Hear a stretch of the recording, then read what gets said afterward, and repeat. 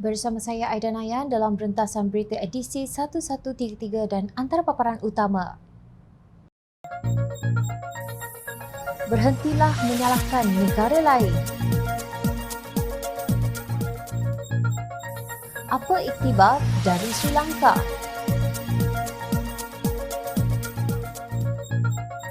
Inflasi meningkat, rakyat tertekan. Apa yang boleh dipelajari daripada pengundi Australia?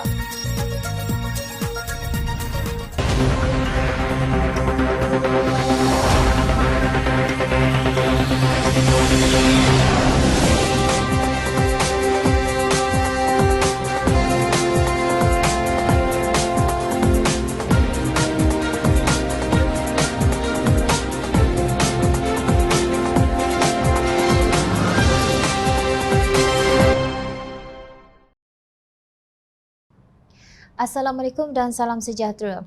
Perdana Menteri Datuk Seri Ismail Sabri Yaakob mengarahkan supaya mesyuarat Kabinet yang biasanya diadakan pada Rabu dipercepatkan ke Selasa. Tujuannya ialah khusus bagi membincangkan isu bekalan bahan mentah termasuk ayam dan peningkatan harga barang serta kos sara hidup.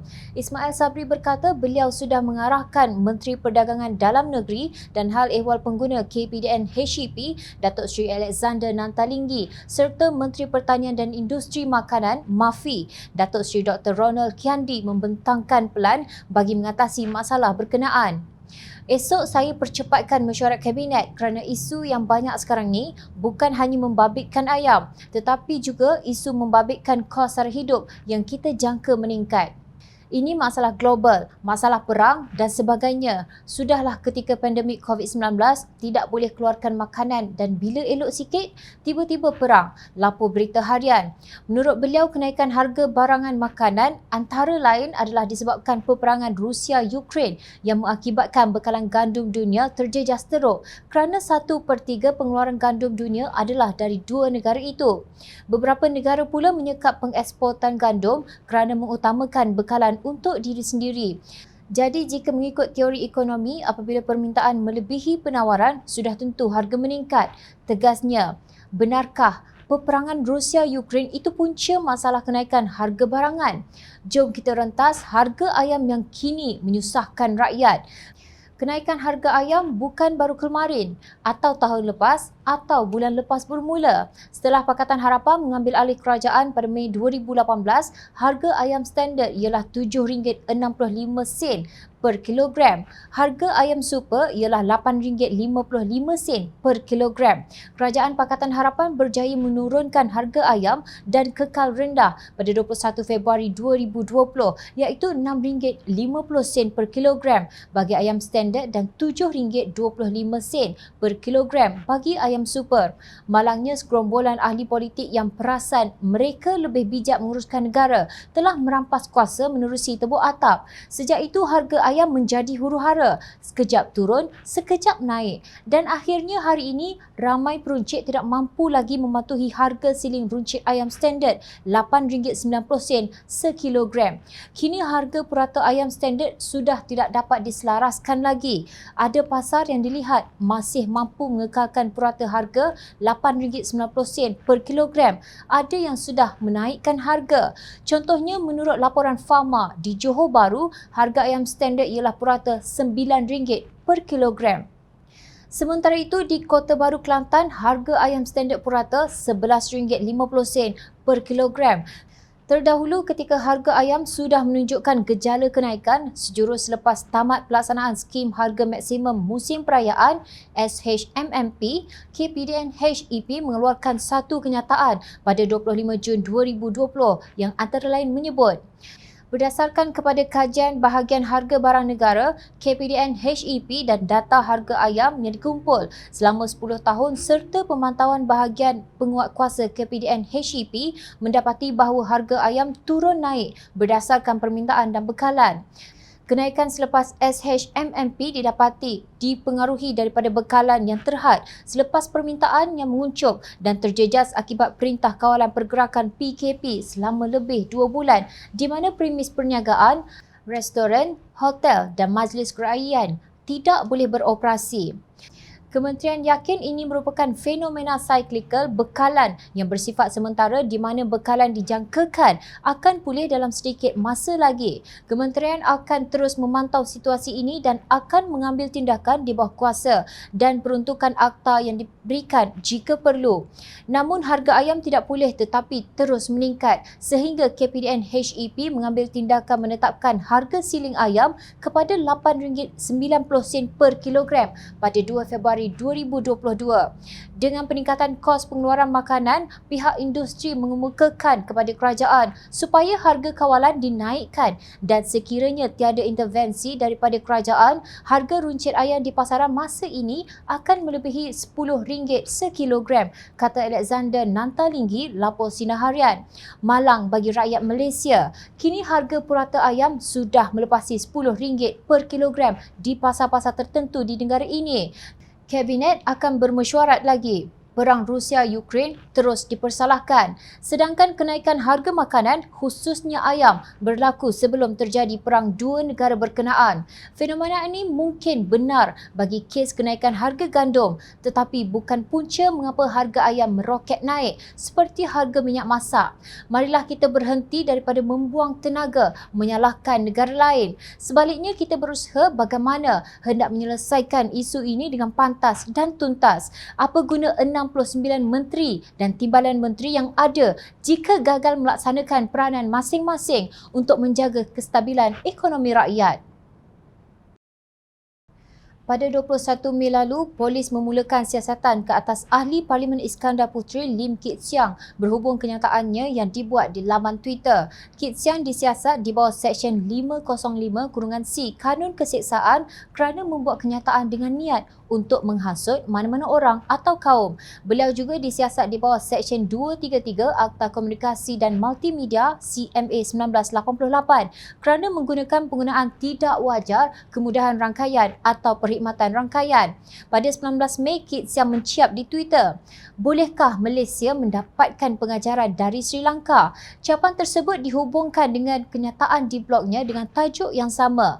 Mengulas mengenai siasatan itu, Kit Siang berkata, "Saya tidak menghasut sesiapa, mana-mana kelas atau komuniti orang dan saya tidak ada niat untuk menghasut sesiapa, mana-mana kelas atau komuniti orang. Saya juga tidak mencipta atau memulakan apa-apa transmisi yang lucah, tidak senonoh, palsu, mengancam atau menyinggung dengan niat untuk mengganggu, mendera, mengugut atau mengganggu orang lain. Tetapi saya bersedia untuk dipenjarakan kerana memberi amaran kepada rakyat Malaysia supaya tidak menjadi satu lagi Sri Lanka," kata bekas pemimpin kanan DAP itu. Seksyen 505-C Kanun Keseksaan mengenai kenyataan dengan niat mengapikan atau mungkin mengapikan mana-mana golongan atau kaum untuk melakukan kesalahan terhadap mana-mana golongan atau kaum yang lain hendaklah dihukum penjara yang boleh sampai 2 tahun atau dengan denda atau dengan kedua-duanya.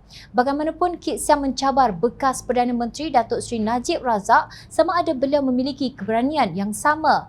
Najib telah disabitkan bersalah oleh Mahkamah Tinggi dan dihukum penjara 12 tahun serta denda RM210 juta di atas 7 pertuduhan membabitkan penyelewengan dana RM42 juta milik SRC International Sendirian Berhad pada 28 Julai 2020. Mahkamah Rayuan pada 8 Disember 2021 mengekalkan sabitan salah dan hukuman tersebut. Tetapi adakah bekas Perdana Menteri Najib Razak bersedia untuk ke penjara kerana mencemarkan nama negara di seluruh dunia sebagai kleptokrasi dalam bentuk yang terburuk? Soal Kit Siang. Baiklah, biarlah pihak polis menjalankan siasatan yang telus dan bebas ke atas Kit Siang tanpa gangguan. Namun harus diakui, apa yang disebut oleh ahli politik veteran DAP itu bukanlah sesuatu yang baharu. Pada 11 April 2022, akhbar Hindustan Times turut memaparkan amaran yang sama menerusi videonya bertajuk "Faktor China Mengapa Kemerosotan Ekonomi Sri Lanka Harus Menjadi Panggilan untuk Malaysia." Walaupun Malaysia tidak berada dalam situasi seperti Sri Lanka, beberapa laporan mencadangkan Kuala Lumpur perlu mengambil perhatian. Menurut Dana Kewangan Antarabangsa IMF, nisbah hutang kepada keluaran domestik negara kasar KDNK Sri Lanka yang dilanda krisis ialah 119% pada 2021, kata Hindustan Times. Akhbar tersebut memetik hutang kerajaan Malaysia pada akhir tahun lalu berjumlah 979.8 bilion ringgit atau 63.4% daripada KDNK negara. Diplomasi perangkap hutang Beijing, kedua-dua Sri Lanka dan Malaysia adalah sebahagian daripada inisiatif Belt and Road China. Beberapa laporan menyatakan pemimpin Malaysia harus mengelakkan projek infra tiket besar dengan pulangan rendah menurut akhbar tersebut. Untuk rekod, kegagalan Sri Lanka membayar hutang berjumlah 1.4 bilion US dollar atau 5.8 bilion ringgit untuk pembinaan pelabuhan Hambantota di selatan negara itu memaksa Colombo memajak fasiliti itu kepada syarikat Cina selama 99 tahun pada 2017. Antara projek infra tiket besar Malaysia ialah laluan rel Pantai Timur ECRL sepanjang 665 km yang dianggarkan menelan belanja 50.27 bilion ringgit. Projek tersebut mendapat kritikan kerana dikatakan 85% kos ECRL itu dibiayai menerusi pinjaman daripada China yang menyebabkan Malaysia akan berhutang 42.7 bilion ringgit, tidak termasuk faedah kepada negara itu. Sedangkan pulangan yang dijangka diperolehi ECRL daripada penumpang dan kargonya meragukan dan mungkin merugikan. Menurut ahli jawatankuasa Pimpinan Amanah Nasional Muhammad Faiz Fazil, rakyat berhak mengetahui apakah impak pinjaman daripada kerajaan China. Jika ECRL mengalami kekangan keuangan, adakah aset ECRL atau tanah-tanah di sepanjang jajaran ECRL akan berpindah hak milik kepada China? Soal beliau yang juga pengkritik tegar projek mega bersama China ini. Dalam pada itu, ada lagi satu perkara yang Malaysia harus mengambil iktibar dari Sri Lanka. Tidak kira parti mana yang memerintah negara, kerajaan hendaklah mengelak daripada melantik adik-beradik atau suku sakat untuk memegang jawatan dalam kabinet atau mana-mana agensi berkait dengan kerajaan. Nepotisme berleluasa di Sri Lanka. Nepotisme boleh melahirkan gejala buruk lain dalam pentadbiran seperti masalah ketelusan dan integriti yang menjadi kebebalan dalam tadbir urus baik sebuah kerajaan. Nilai ringgit yang menyusut menunjukkan bahawa dunia telah hilang keyakinan terhadap Malaysia, kata Pengerusi Pakatan Harapan Datuk Seri Anwar Ibrahim. Menurut beliau, penyelesaian jangka pendek dan pembaikan cepat motif utama kerajaan ini tidak akan berjaya. Beliau berkata rakyat bekerja keras untuk pulangan yang sedikit bagi membayar harga barangan yang meningkat naik. Kita memerlukan kepimpinan yang terlebih dahulu harus membangkitkan keyakinan rakyat sebelum kita boleh bermimpi untuk membangkitkan keyakinan asing dan kemudian pelaburan. Pelan yang sesuai untuk pemulihan yang betul memerlukan pemikiran yang kompleks dan pengetahuan terhadap kerumitan ekonomi kontemporari. Saya menyeru kerajaan untuk memberi rakyat rancangan sedemikian yang berjangka panjang dan boleh memberi keyakinan kepada kita semua, ujarnya. Menurut Anwar, kerja rakyat adalah penting untuk memulihkan negara ini. Rakyat berhak mendapat ganjaran yang setimpal untuk kerja anda, tegasnya. Kenyataan Anwar bukan semata-mata lontaran hujah seorang ahli politik yang menyandang tugas sebagai ketua pembangkang. Menurut MIDF, Amanah Investment Bank Berhad menerusi cabang penyelidikannya. MIDF Research, inflasi makanan Malaysia dijangka kekal dalam aliran meningkat pada bulan-bulan akan datang berikutan kenaikan harga komoditi global, gangguan rantaian bekalan domestik serta penyusutan ringgit. Sebagai negara pengimport bersih makanan, Malaysia amat terdedah kepada sebarang kejutan global yang berkaitan dengan rantaian bekalan, katanya. Inflasi makanan global kekal tinggi terutama harga jagung, bijirin dan sayur-sayuran. Bagaimanapun kami berpendapat tekanan inflasi secara keseluruhannya akan kekal stabil berikutan inflasi bahan api yang berada dalam aliran penurunan. Tegasnya dalam satu nota ekonomi lapor bernama. Menurut Bank Pelaburan itu, penyusutan inflasi bahan api akan menampung kenaikan inflasi makanan dengan mengandaikan kerajaan mengekalkan had harga semasa minyak RON 95 dan diesel. Dalam laporan Oil Export Rebound and Inflation Concern, kami telah mengunjurkan bahawa inflasi keseluruhan Malaysia akan kekal di bawah 3% biarpun sekiranya purata inflasi makanan pada 5% manakala harga bahan api semasa pada paras sedia ada. Namun jika purata inflasi makanan melonjak kepada 10%, purata inflasi keseluruhan akan berada pada 4.6%. Ujarnya, dalam senario buruk menurut MIDF Research, purata inflasi keseluruhan diunjurkan pada 8.9% sekiranya kerajaan memilih untuk mengapungkan harga bahan api manakala purata inflasi makanan pada 10%. Jom Channel sebagai sebahagian daripada rakyat marhin, mohon kerajaan berhentilah membuat alasan dengan membandingkan inflasi negara ini dengan negara asing. Buka mata hati, penyusutan nilai ringgit ini benar, peningkatan harga makanan juga benar. Tibalah masanya pemimpin jaga rakyat, bukannya pemimpin jaga perut sendiri dan rakyat terkapai-kapai kelaparan.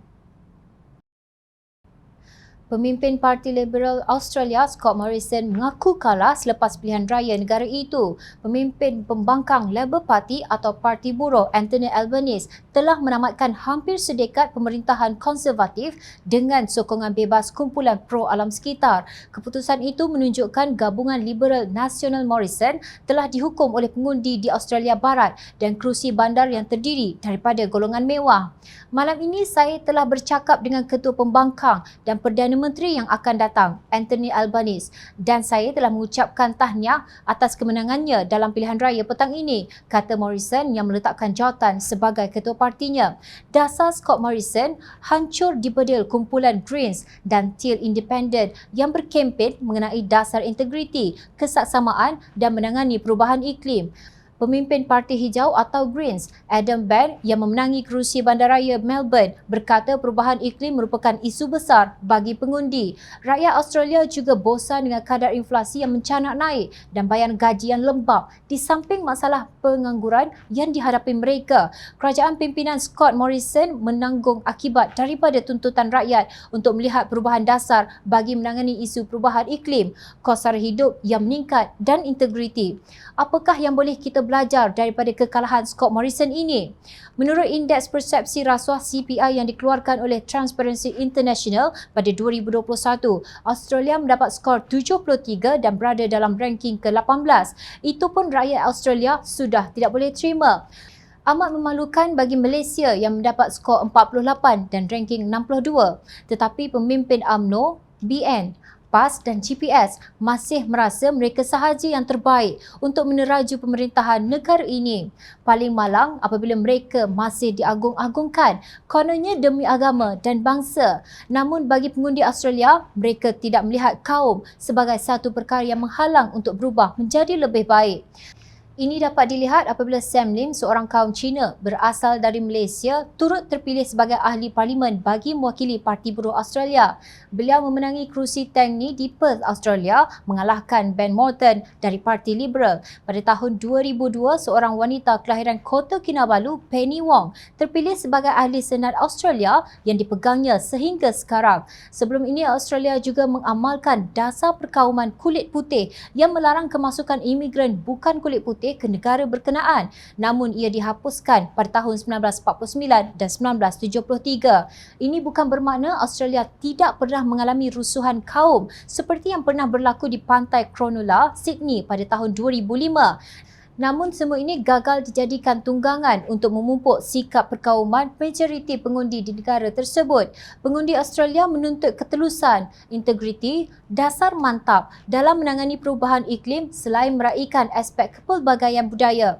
Tidakkah rakyat Malaysia, khususnya kaum Muslim yang merentasi pelbagai kaum merasa malu dengan rakyat Australia jika masih memilih pemimpin yang bersifat perkauman, kononnya kerana Melayu Islam. Sedangkan ramai di antara pemimpin-pemimpin ini tidak cekap selain hanya sibuk mengkayakan diri sendiri dan keluarga. Sementara itu ada pula pihak yang berteriak menentang rasuah dan kleptokrasi tetapi enggan membentuk penyatuan bersama pembangkang, kononnya hendak menjadi kuasa ketiga. Hakikatnya pemimpin politik sedemikian hanya akan mengekalkan pihak yang kononnya mereka tentang itu untuk terus berkuasa. Berhentilah berpura-pura.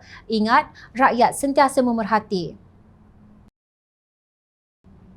Teruskan bersama kami di Jom Channel dan layari portal jomchannel.net untuk mendapatkan berita politik tanah air. Saya Aida Nayan, terima kasih. Assalamualaikum dan salam sejahtera.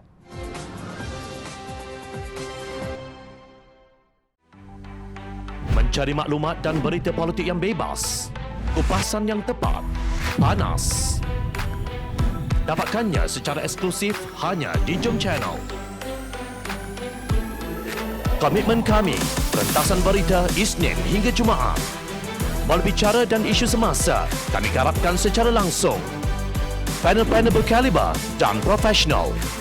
Interaktif, pandangan anda kami raikan. Jangan lupa bersama kami di setiap hujung minggu dalam edisi khas mingguan. Jom Channel, moving forward, sharing a new experience.